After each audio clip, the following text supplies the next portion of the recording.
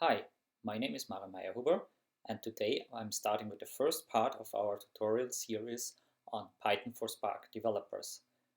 Basically, this tutorial is scheduled to be an introduction for people who are already familiar with programming and want to learn how to work with Python for Spark. I would expect that you at least have some basic knowledge of Spark. We are not covering Spark much at all here, and some knowledge about any other programming language, which I will focus on in one of the next slides before we hand over to the code. So basically, if you want to reach out to me, you can reach out to me via Mario_MH on Twitter, via my last name and first name on LinkedIn, or you can visit also cloudvein.net, where all of those tutorials are written as text and all the source code is available for you. So basically, let's start with the prerequisites which you will need throughout the course. This course will consist of a couple of videos and a couple of tutorials. So basically what you need is some knowledge of programming languages such as C, Java, C#, Scala, or any other similar programming language. I will not explain the fundamentals of programming languages in here. This course is more built for people who want to get started with Python fast, but already have some basic and background information about programming languages. And also, what we need is to set up a Docker environment for the tutorials, which we'll use throughout the next couple of classes. And this Docker tutorial, I've written also a tutorial on how you can set this up. And this is listed below under the bit.ly link, where you can retrieve the images and how to install the Docker images for all our further tutorials. We will also need this tutorial already today. Basically, you can reuse it for my Spark tutorials, which are also available on cloudvein.net, and in the future will be posted also as videos on here. So first, let's start with why Python. Why should we use Python for Spark? So basically, there are some interesting background information. Spark itself is written in Scala. So the question which comes up immediately is, why should we use Python for it? And Python is, as of Spark, only a third-party library, so why does it make sense? Basically, there are some aspects why Python is so relevant for that. One of them is that Python is extremely popular amongst data engineers and data scientists, so it's one of their platforms of choice. And also there are a lot of data science related libraries available in Python, and which enables us to get our work done faster. Also, the usage of PySpark is getting very important, and Spark is investing quite a huge time effort into making PySpark really attractive to use. And last but not least, Python is a really interesting and nice programming language, which you will see throughout the course why I, as a my background of Java and C# developer, like Python a lot. So basically, what's the target of the course now is to give you a basic introduction to Python so that you can get started with Spark fast. So this tutorial will consist of a couple of videos and a couple of tutorials which I've written on cloudvein.net, and you should be capable of starting then to develop your Spark applications with Python rather fast. So basically, for all of those who are already familiar with Java, C#, C++, and any other language which is similar to that, I want to give you a brief overview on what is different. What I will use a lot throughout the next couple of tutorial sessions is C-like languages. This basically includes all of the languages C, C#, C++, Java. So if you hear C-like languages, if I'm using them, please refer back to one of those languages. But what is mainly the difference to them? The first one, which is very interesting, is the dynamic aspect of Python. It's more like JavaScript, that you don't have to assign and build your stuff and your variables with this int and string and whatever definitions. It's really dynamic, but only dynamic to a certain extent, because as soon as you assign a value to a variable, it stops being dynamic and is really static, because you can then not change the variable itself. So I would say it's a statically typed dynamic type. Also C# and Java, they also have now some dynamic support, but Python itself is fully dynamic. Then it's about the indentation. You're very familiar when you write code in Java or any C-like language that you have to use the bracelets to structure your code. What you do also with that is you use indentation as well. What is different in Python is you don't use any of those bracelets anymore and only use indentation. This is making the code much more easier because you don't have so many opening and closing brackets, and it's much more handy to work with. Then there is no switch. This was one thing which was striking me immediately when coming from a Java background, and there are no switch statements in Python. You have to do all of that with if and then statements. So this is initially getting a bit strange for you, but I started liking it when working with Python. Then let's come to the language itself to give you an overview on how easy it is to work with.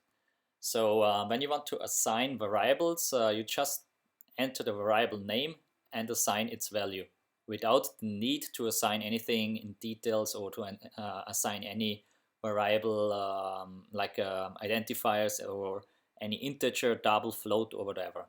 So it's really easy, and there's no C-like language other than JavaScript, of course, where it will be easier, and it won't get tougher than that here. Then there are some complex types where Python is really strong in. There is a number which you can express in imaginary parts, which is also possible, like you have 9, 12, E21. This is also a full type. Then there is a dictionary. This is basically a key value pair, which is built as a complex type into it, and it's initialized with the curly brackets. Then there is a tuple. That's a set of different values. You could basically call this an array, but it only comes with some types, whereas a tuple can take more different types. So you could use number values, string values, and stuff like that. Then there is a set, but the only difference from a set to a list is that it can not contain any duplicates, and a list itself can contain duplicates and mixed values. Then we will stop with talking about theoretical stuff and move immediately to programming in Python. So if you have not yet set up your environment, now it's time to set up your environment to install Docker and stuff. Now let's move over to the samples itself. Okay, so once you're on your Python Jupyter Hub environment, it's easy to get started. You simply click on New and click on Python 3. This will open up your Python workbook, where you have your Jupyter Hub workbook. We'll rename this one to Py_01. And to get started, it's easy to assign values, as I described initially. So we type data equals 1, 2, 3, and once we hit on run, we get the expected output. Let's now say that we want to have a string value, so we say name equals Mario, and then we output the name again, and as we can see, the output is just as expected. Let's now see how non-dynamic Python actually is. We say result equals data plus name, and what we get here is we get a type error, basically stating that you can't combine int and string values. So this is just to show you that Python itself under the hood is still very static. Then we say we use 1.23, a floating point number, and calculate the floating point number with the integer number. We also execute that, and this again now in contrast works. So basically you can switch between any different type of numbers. Now let's create some complex types. We start by creating a dictionary called persons. It's used with the curly brackets. I have to find them, and we type Mario comma 35, comma 9.99, and output this as well. So here you can see that we've combined different types like string and number values into one.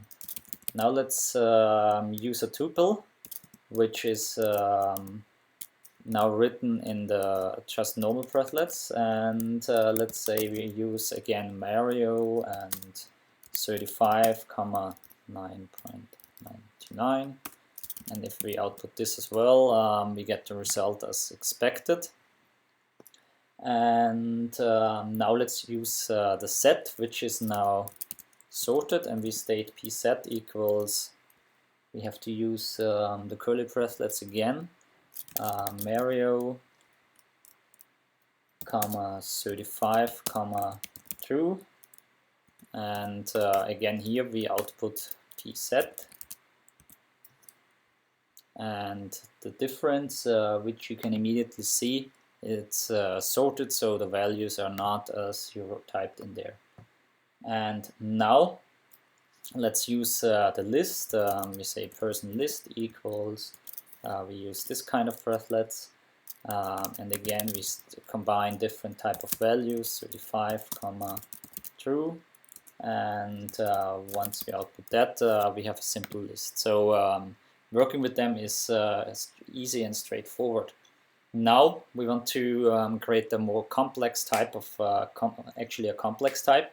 So basically what we are doing now is we are combining a dictionary and a list.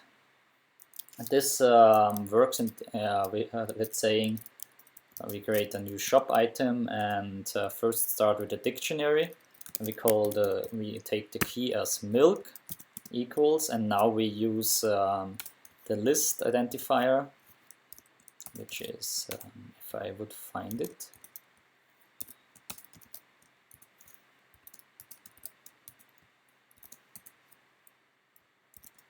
yeah, sorry for mistyping, sometimes it's complex. Stating age equals 35, and we have to put this in a dictionary as well, as it's not yet there. And all of the dictionary items have to be in this list. And after this, we assign a price.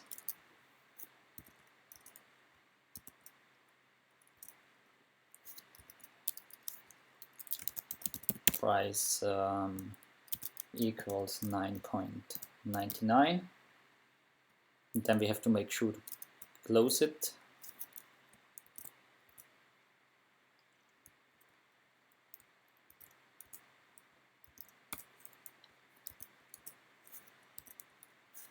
And also we have to close this one, then we add a bread to it, and this will again have different values, like we can use the age again,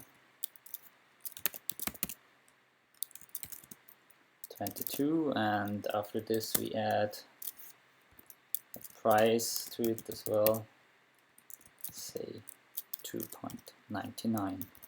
So if I haven't messed up with the bracelets in here, we would be ready to go, but I have to check if there are any errors with this, as I do believe that I have forgotten something in here. I have to close this one, and now I think the shop is completed. Let's run it, and we can see here the milk has some key value pairs in it, which are now in a list. So as you can see, it's easy and straightforward, and you are not getting rid of all the bracelets in Python, even though it's ways less complex than in other programming languages. Okay, great. In the next tutorial series, we will have a look at if statements, so keep on subscribing. Thank you. Bye-bye.